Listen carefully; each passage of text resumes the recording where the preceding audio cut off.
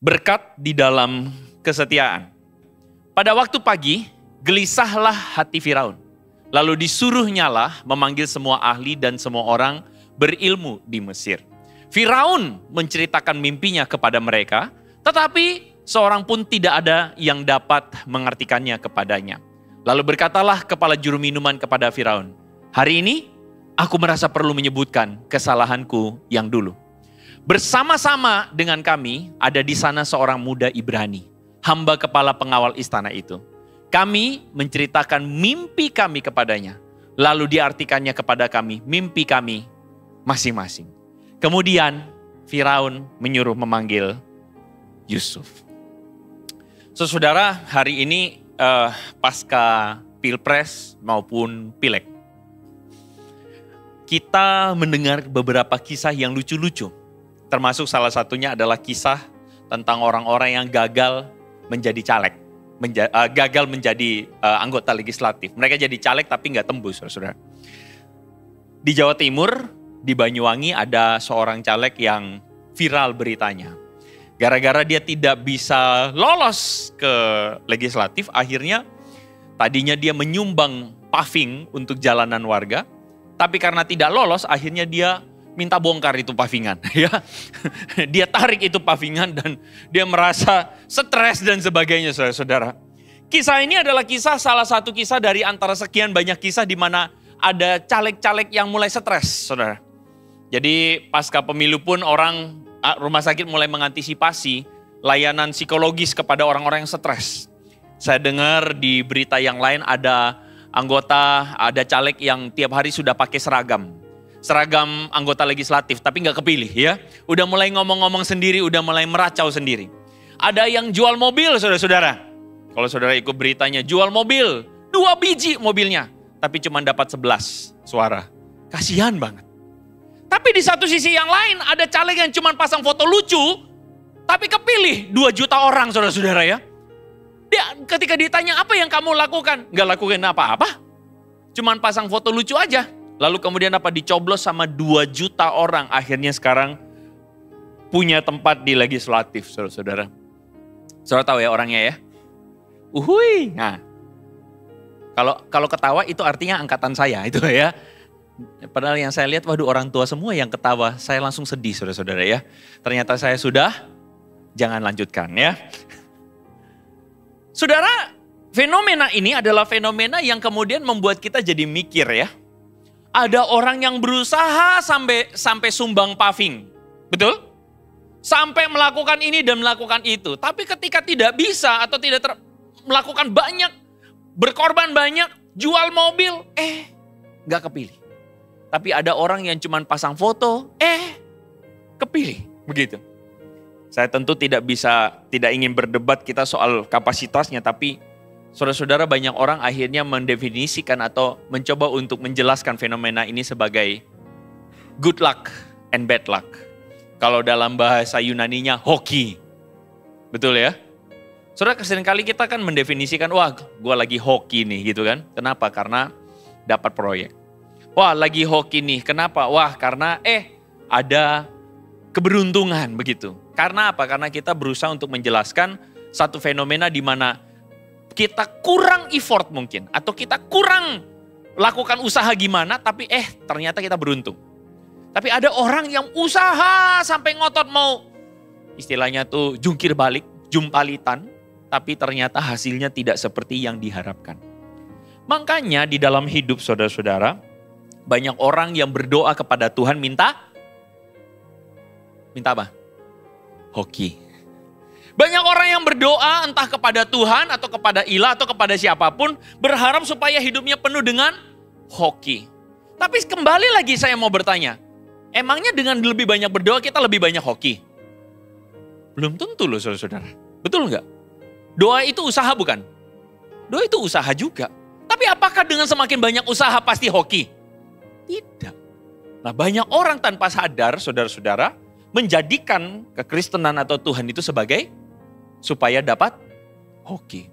Seneca ini seorang filsuf Yunani dan dia mengatakan good luck atau keberuntungan itu terjadi ketika preparation persiapan berjumpa dengan opportunity, kesempatan. Menarik ya? Good luck atau keberuntungan itu terjadi ketika apa? Bukan ketika kita rajin berdoa, bukan terjadi ketika kita rajin begini dan begitu, tapi good luck itu terjadi ketika preparation, kesiapan berjumpa dengan kesempatan. Saudara, saya mau tanya, berapa banyak dari antara kita sadar kalau kita ingat-ingat dalam hidup, kesempatan itu seringkali kita lewati. Amin. Kesempatan itu sering kita lewati. Kenapa kita lewati? Karena kita tidak siap berhadapan dengan kesempatan. Betul enggak? Setelah kita lewat dulu baru kita sadar, loh tahu gitu begini. Iya toh? Loh tahu gitu begini. Saya ingat banget waktu COVID kemarin itu, saudara, ada terjadi riset luar biasa. Sebagian orang mohon maaf kalau saudara mengalaminya, mungkin sebagian usaha jadi stumble, jatuh. Ya kan? Sebagian kerjaan kita hancur. Tapi bagi sebagian orang, tidak semua hancur. Bagi sebagian orang malah bagus usahanya. Ada orang Surabaya juga sharing-sharing, ngobrol-ngobrol. Dia mengatakan, waduh selama COVID, saya selama ini jadi orang metesek minta ampun. Suami, metesek, kenapa? Kamu jadi istri, dasar kamu itu kerjaannya cuman kiat-kiat tok kerjaannya, sosialita. Aku loh kerja cari uang setengah mati. Waktu COVID, mandek semua usahanya dia. Saudara tahu apa yang terjadi? Istrinya bikin cheesecake. Bikin cheesecake, terus karena istrinya pergaulannya luas, apa yang terjadi? Cheesecake-nya laku, saudara-saudara. Akhirnya Tuhan memelihara kehidupan keluarga dia, bukan dari sang suami, tapi dari istri. Suaminya yang kerjanya finance akhirnya ngocok telur. Cokok. Kenapa? Karena momen. Dan istrinya siap ketika momennya datang. Kalau istrinya dilarang untuk bergaul dan bersosialita, jadi enggak? Enggak jadi. Bisa bikin kue, bagus. Tapi kalau enggak ada koneksi, apa artinya? Enggak ada. Mau jual kemana? Enggak ada yang bisa. Dia bilang begini, ternyata saya sombong selama ini. Ternyata Tuhan ajar saya bahwa saya tidak boleh pandang rendah istri saya. Ternyata istri saya kerjanya cuma kia-kia tok. Ternyata Tuhan pakai. Itu namanya kesempatan berjumpa dengan kesiapan. Katakan sama-sama dengan saya, kesempatan berjumpa dengan kesiapan. Seringkali kesempatan itu kita mesti akui, kita tidak bisa handle, kita tidak bisa menentukan. Amin. Kesempatan itu siapa sih yang bisa tentukan? Tidak ada. Kita tidak bisa menjadwal kesempatannya besok ya, lusa ya, tidak bisa. Kesempatan itu bisa datang tiba-tiba. Tapi permasalahannya adalah siap enggak ketika kesempatan itu datang. Saudara, firman Tuhan mengatakan di ayat yang ke-8, pada waktu pagi gelisahlah hati Firaun. Jadi Firaun itu gelisah. Kenapa? Karena dia punya mimpi atau dia mendapatkan mimpi. Dan mimpinya itu, saudara, saya kira saudara kita semua familiar dengan kisahnya. Hal itu saudara akhirnya membuat Firaun memanggil semua orang. Tapi firman Tuhan mengatakan, tidak ada seorang pun yang bisa mengartikannya. Tidak ada seorang pun yang bisa mengartikannya. Sehingga apa yang terjadi? Ayat yang ke-9, muncullah seorang juru minum raja. Juru minum raja ini mengatakan, hari ini Firaun, aku merasa perlu menyebutkan kesalahanku yang dulu. Apa kesalahannya?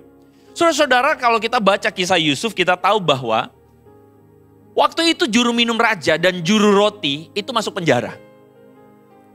Kemungkinan besar mereka masuk penjara karena pihak istana menemukan ada sebuah indikasi bahwa Firaun ini mau dikudeta atau mau diracun begitu saudara. Makanya yang dipenjarakan juru minum dan juru roti. Juru minum dan juru roti ini adalah orang yang berada bersama-sama dengan Firaun dan merekalah yang ngetes. Jadi semua makanan dan minuman itu mereka yang ngetes. Karena saudara kalau dalam keadaan politik itu raja itu mudah sekali digulingkan dengan meracuni makanannya. Jadi kalau misalnya raja sakit perut mulus-mulus, siapa yang salah? Antara juru minum atau juru? Dan kemungkinan besar waktu itu Firaun ditemukan ada indikasi ada yang mau ngeracunin. Makanya juru minum dan juru roti dipenjarakan. Sambil dilakukan sebuah investigasi begitu. Nah ketika mereka ada dalam penjara, juru minum dan juru roti ini, mereka ketemu dengan Yusuf. Dan disitulah kemudian diartikan mimpinya. Saya rewind sedikit ya. Di mana juru roti akhirnya si juru minum Yusuf artikan dalam waktu 3 hari kamu akan kembali ke posisi kamu karena kamu bebas.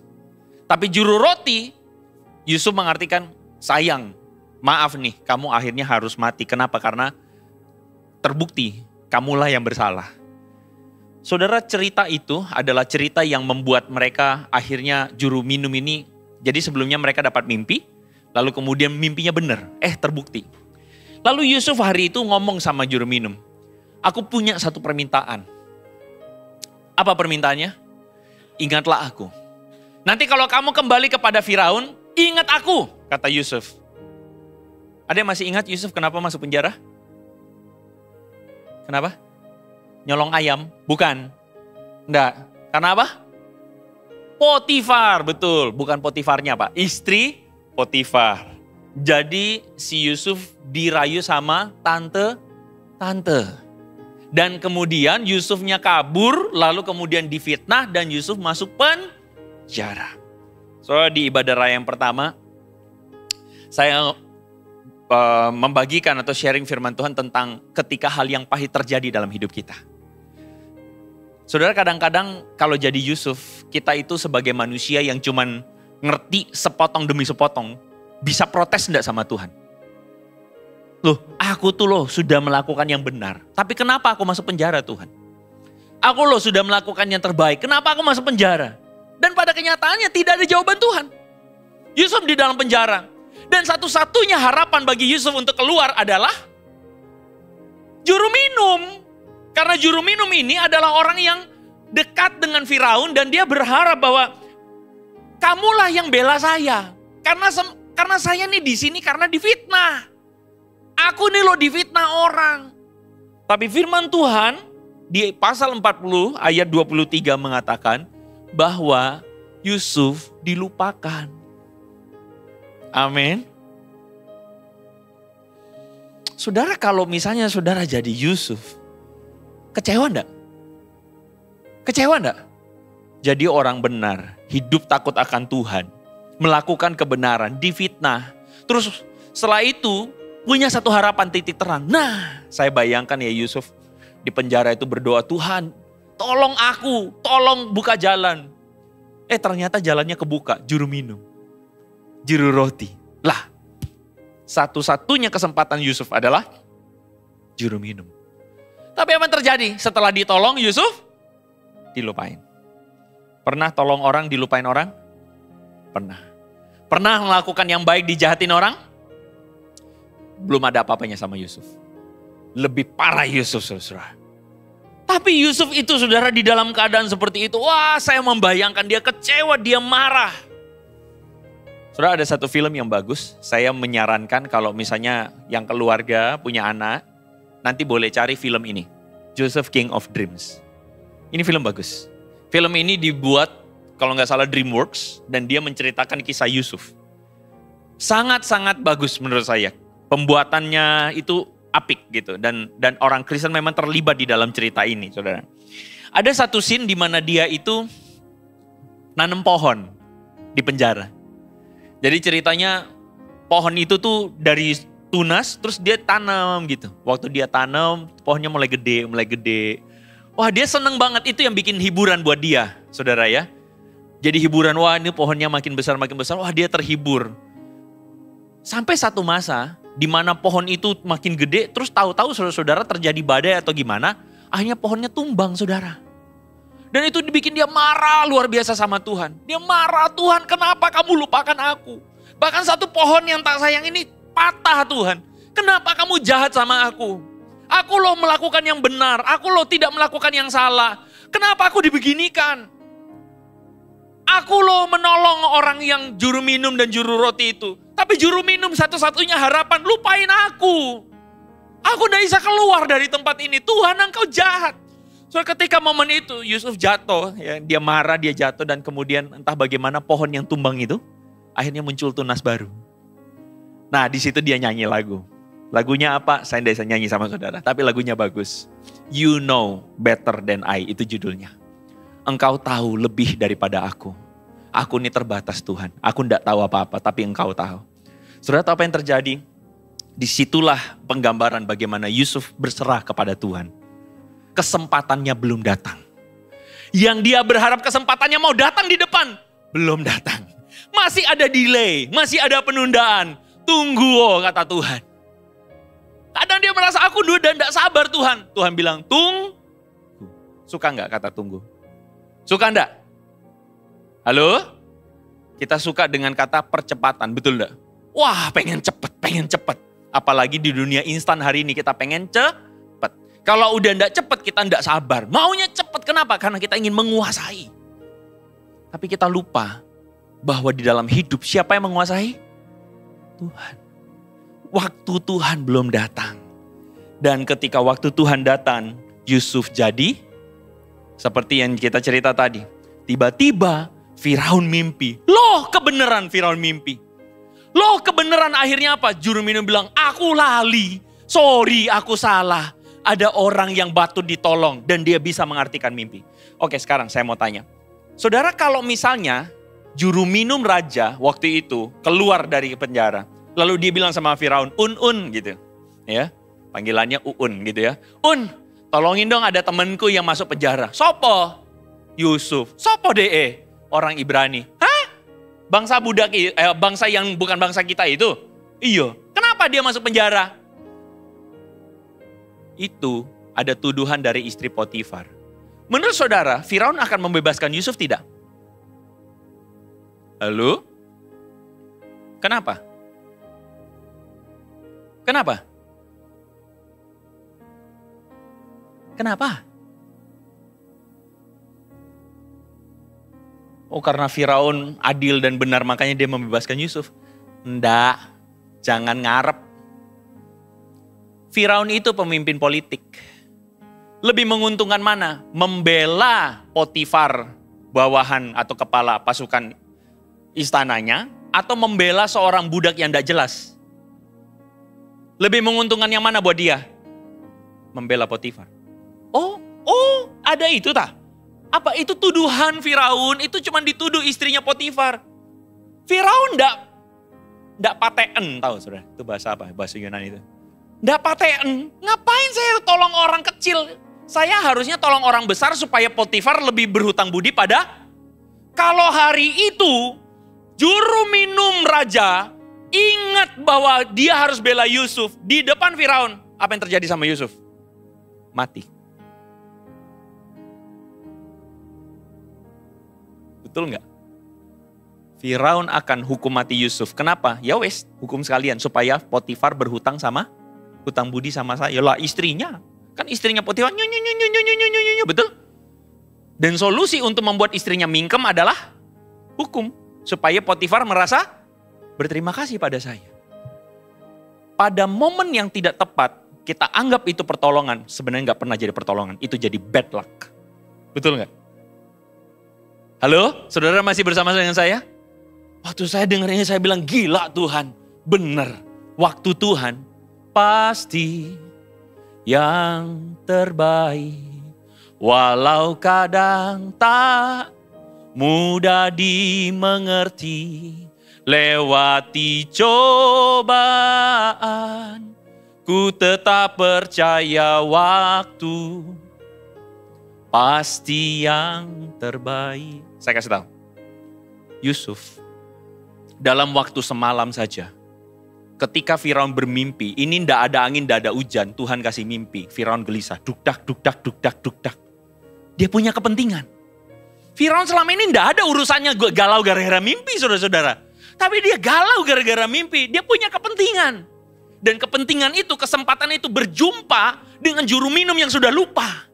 Dan dalam waktu dan cara Tuhan, akhirnya juru minum bilang begini, Yusuf, panggil Yusuf. Saudara-saudara ketika Yusuf dipanggil dalam waktu satu malam, tiba-tiba Yusuf jadi mangku bumi. Saya kasih tahu, bisa enggak Yusuf jadi mangku bumi? Hanya karena dia diingat, lalu kemudian juru minum bilang, langsung datang. Bisa begitu enggak? Enggak bisa. Kalau Yusuf tidak dibentuk Tuhan. Saudara, perjalanan Yusuf itu tidak terjadi satu malam, kayak Cinderella. Perjalanan Yusuf itu dimulai dari dibuang dulu. Dilepasin dulu dari anak manja, anak mami. Dibuang ke negeri orang. jadi budak. Belajar setia dalam perkara yang menjadi budak mengurus rumah tangga Potifar. Akhirnya dia belajar manajemen. Sekarang gini, kalau dia jadi, Yusuf itu kan anak kesayangan papanya. Betul ya? Kalau dia jadi anak kesayangan, tinggal selamanya jadi anak kesayangan. Menurut saudara, dia mentalnya bos atau pekerja jadinya? Bos, anak bos. Dia enggak usah jaga kambing domba anak papanya. Dia enggak usah jaga, dia dapat jubah terbaik. Lah anak-anaknya, saudara-saudara yang lain, mesti jaga dulu dan sebagainya, baru bisa dapat privilege. Dia udah dapat privilege. Zaman sekarang dia enggak usah ngapa-ngapain, udah dibeliin mobil. Dia enggak usah ngapa-ngapain, udah dibeliin jam Rolex. Enak enggak? Enak. Kalau kita cuma melihat sepotong itu doang, banyak orang yang pengen jadi Yusuf, betul enggak? Tuhan, aku mau dong. Pulang tahu-tahu, dapat undian dari bank. Dapat mobil Tesla, asik gitu kan.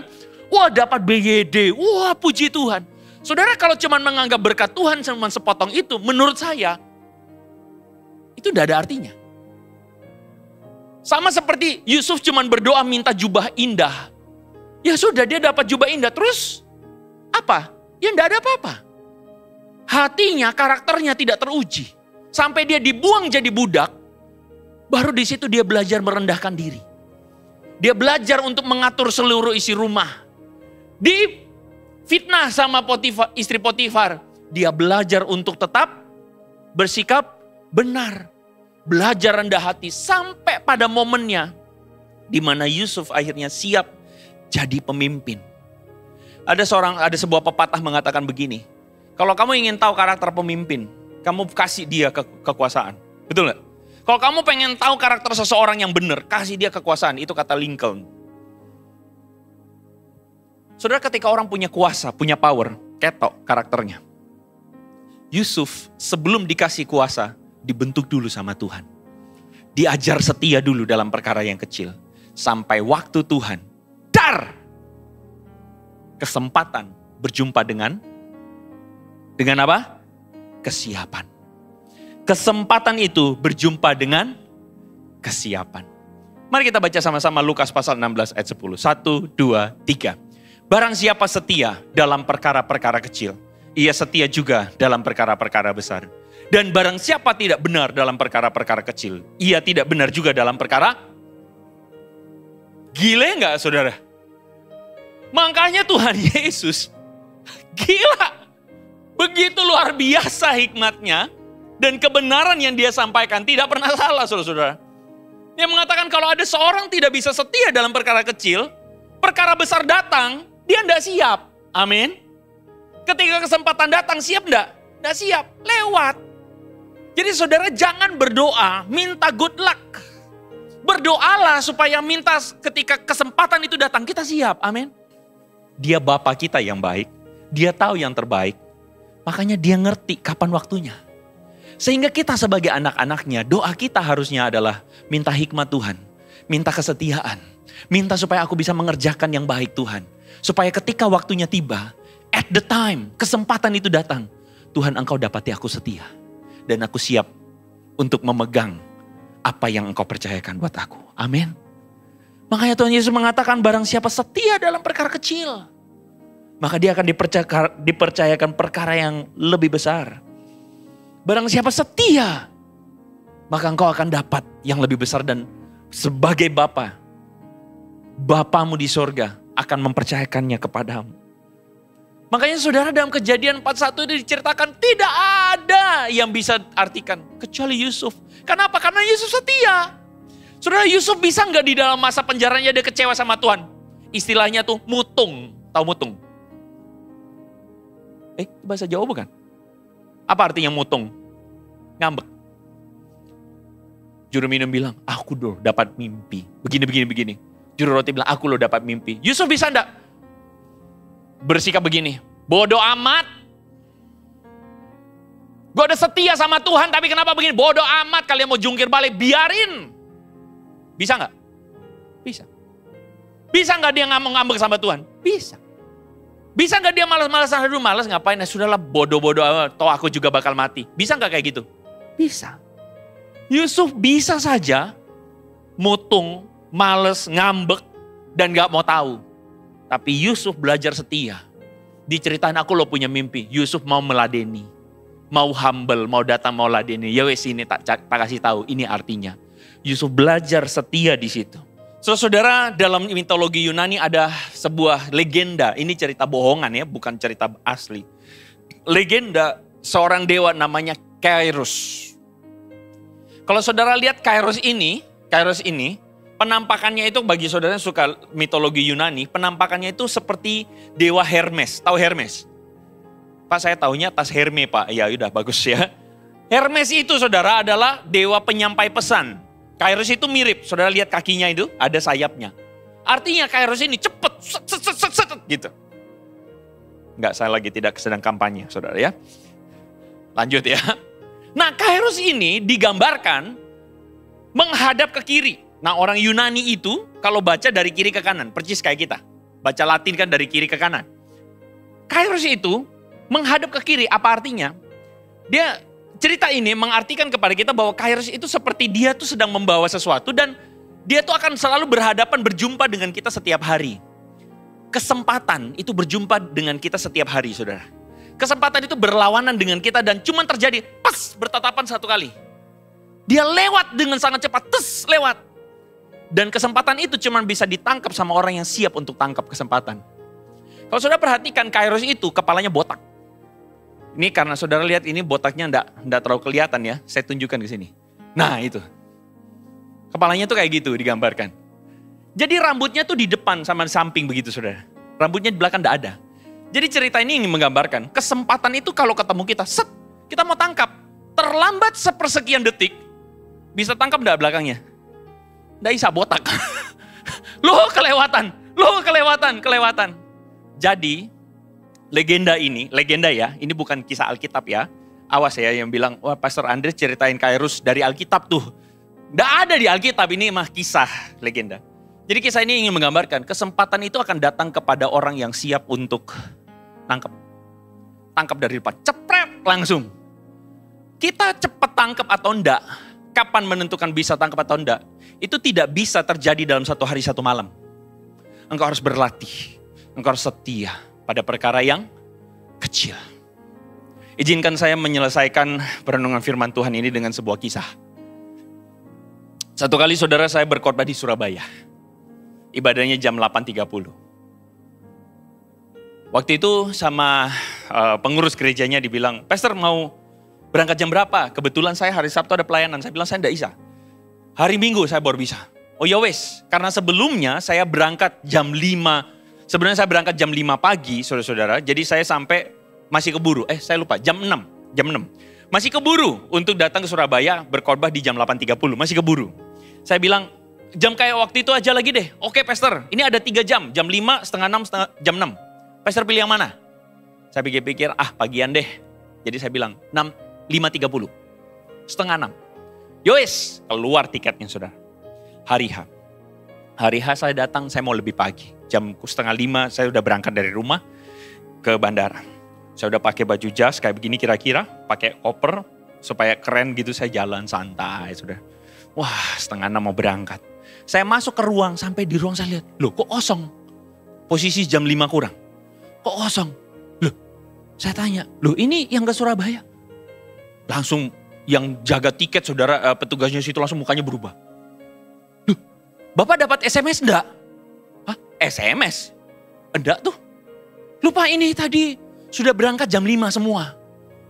Hah, jam 5? Loh saya enggak dapat SMS, saya enggak dikasih tahu. Panik saudara. Saya bilang, saya pokoknya harus berangkat ke Surabaya. Pak, adanya jam 10. Hah? Anda bercanda? Saya tidak dapat SMS dan Anda mengubah semuanya segampang ini saja. Waduh, saya putar otak bagaimana caranya. Saya langsung buka aplikasi, saya beli langsung tiket baru. Saya ketemu yang jam 7 pagi. Pokoknya itu mepet, enggak apa-apa, saya lari. Saya mesti pindah terminal. Akhirnya saya pindah terminal, saudara, saya naik taksi. Terminal 3, oh langsung. Jalan-jalan ketemulah dengan supir taksinya. Supir taksinya ini ngobrol, orangnya talkative, banyak ngomong. Dari situ baru dia ketemu, Bapak ini ya orang Kristen ya? Oh iya saya orang Kristen. Oh haleluya, puji Tuhan. Wah saya ketemu anak Tuhan. Wah ini berkat buat saya katanya. Oh ya, dia enggak tahu saya pastor. Oh ya, dia ngobrol, waduh saya ini merantau Pak, saya ini anak Tuhan juga.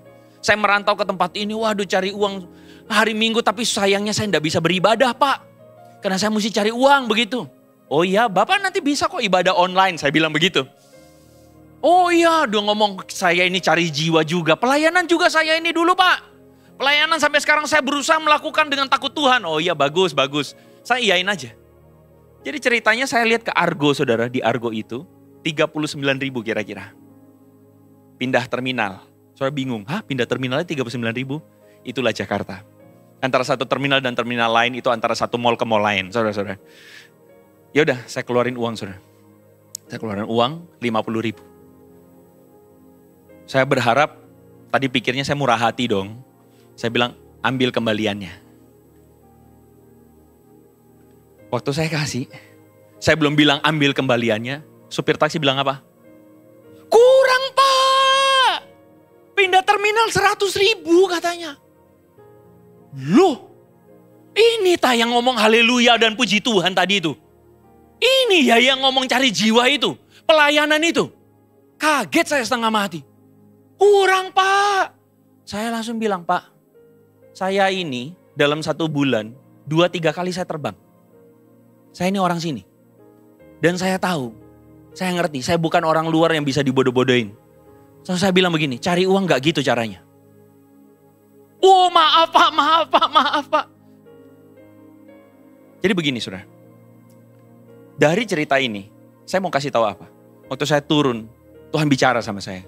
Ada orang yang siap dapat berkat. Tapi ada orang yang tidak siap dapat berkat. Halo? Kadang kita berdoa minta apa? Tuhan kasih aku promosi dong, jabatan naik dong. Begitu ya? Tuhan kasih aku supaya lebih lagi dong. Sorry, tidak semua orang siap terima jabatan baru. Orang seperti ini tidak bisa berintegritas dan dia tidak akan pernah naik jabatan. Amin. Orang seperti ini kalau hidupnya tidak jujur, dia tidak akan siap menerima tanggung jawab dari Tuhan. Betul? Barang siapa setia pada perkara kecil, kata Tuhan Yesus, maka engkau akan dipercayakan perkara besar.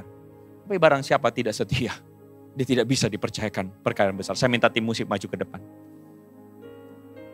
Sekarang saya tanya, engkau sendiri, kita semua, dipercayakan Tuhan banyak hal, betul? Loh Pak, saya dipercayakan apa Pak? Saya cuman pegawai biasa di kantor. Enggak, kamu dipercayakan Tuhan. Apa yang Tuhan percayakan hari ini? Istrimu, suamimu, anak-anakmu, kita dipercayakan Tuhan banyak hal. Pelayanan, kamu dipercayakan Tuhan. Pertanyaan saya, setiakah engkau? Tuhan melihat engkau setia atau tidak? Tuhan membentuk engkau setia atau tidak? Pak, ya apa Pak, aku sekarang dalam masalah. Setia enggak kamu? Setia enggak kamu? Karena kadang pembentukan Tuhan itu, kadang kita enggak ngerti. Tapi di ibadah raya saya bilang, menjalaninya, percayalah pada sutradaranya. Percayalah pada Tuhan yang mempercayakan itu semua. Ketika engkau setia, maka Tuhan akan membukakan pintu pada waktunya. Firman Tuhan mengatakan pencobaan-pencobaan yang kamu alami adalah pencobaan yang biasa. Yang tidak melebihi kekuatanmu. Dan karena Allah setia, maka dia akan membuka jalan tepat pada hari ini pilihanmu untuk ngomel atau setia. Hari ini pilihanmu untuk cuman ngeluh atau Tuhan tolong aku setia. Tolong aku setia. Karena kesetiaan ini akan menjadi berkat pada waktu Tuhan. Amin. Engkau setia. Selidiki aku, lihat hatiku, apakah ku sungguh mengasihimu Yesus, Kau yang Maha Tahu dan menilai hidupku, tak ada yang tersembunyi bagimu. Selidiki aku, selidiki Tuhan. Hari ini engkau ada di momen apa? Pembentukan apa? Hari ini engkau sedang bergumul. Sebagian dari engkau, saya tahu engkau sedang ada dalam keadaan putus asa mungkin. Engkau ada dalam keadaan bertanya-tanya sama Tuhan, Tuhan kenapa jalan hidupku begini? Tuhan kok begini, kok begini? Hari ini saudara, dunia bisikin sesuatu buat kamu, ambil jalan pintas. Dunia bisikin sesuatu buat kamu, ambil jalan yang begini supaya kamu bebas. Ambil begini, ini solusinya. Saya mau kasih tahu sama engkau, ikuti jalan Tuhan. Setia. Setia pada apa yang Tuhan percayakan. Kalau hari ini Tuhan izinkan sesuatu yang mungkin tidak mengenakan buat kita, firman Tuhan cuma satu, setia. Berimanlah kepada Dia bahwa Dia sedang memimpin engkau. Berimanlah dan percayalah bahwa Dia tidak pernah merancangkan yang buruk. Percayalah bahwa Dia sedang bekerja. Bagian kita adalah setia. Rendahkan dirimu di hadapan Tuhan dan setialah sama Tuhan. Setialah dalam keluargamu. Setialah dalam pelayananmu. Setialah dalam pekerjaanmu. Hingga waktunya nanti Dia membuka jalan keluar tepat pada waktunya.